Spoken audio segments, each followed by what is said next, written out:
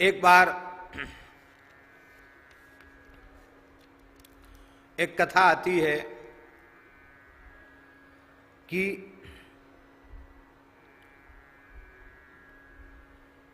एक भगवान शिव का बड़ा अनन्य भक्त था।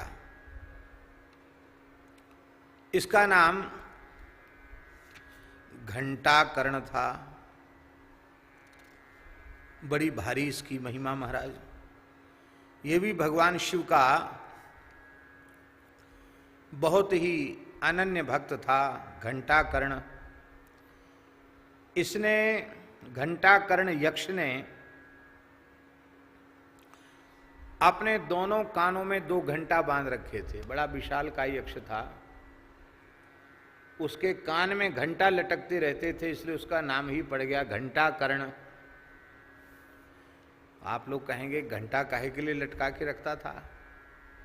महाराज वो इतना अनन्य भक्त था शिव जी का कि राम कृष्ण नारायण का नाम भी कान में न चला जाए, किसी अन्य देवी देवता का नाम भी कान में न चला जाए, इसके लिए घंटा लटका के रखता था।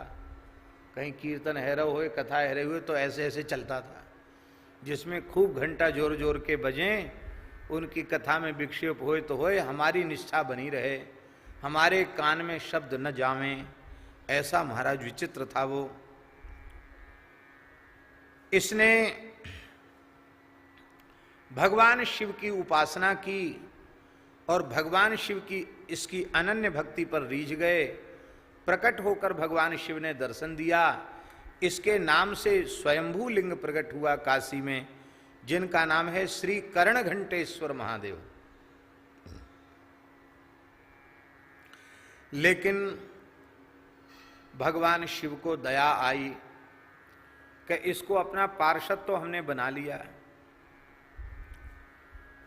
पर इसको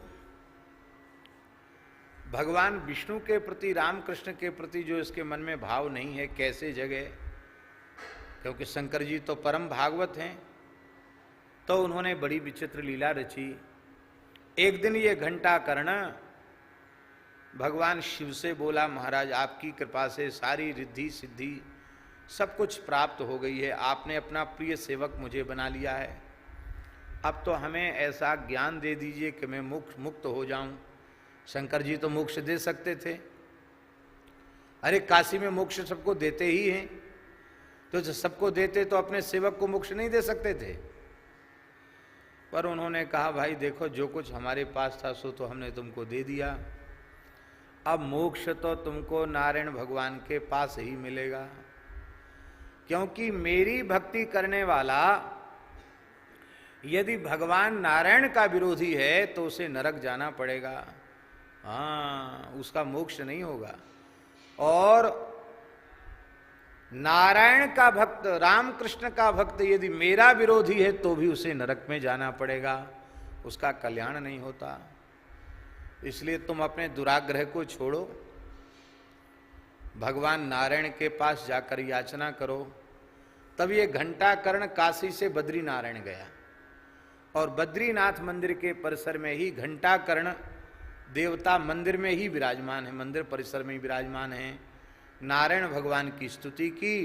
भगवान बद्रीनारायण ने प्रकट होकर दर्शन दिया और दर्शन दे करके कहा कि मेरा हृदय शिव है और मैं शिव का हृदय हूं, हैं? इसलिए हम में और शिव में भेद नहीं है। शिवस्य हृदयम विष्णु, विष्णोश्च हृदयम शिवः, ये उपदेश दिया।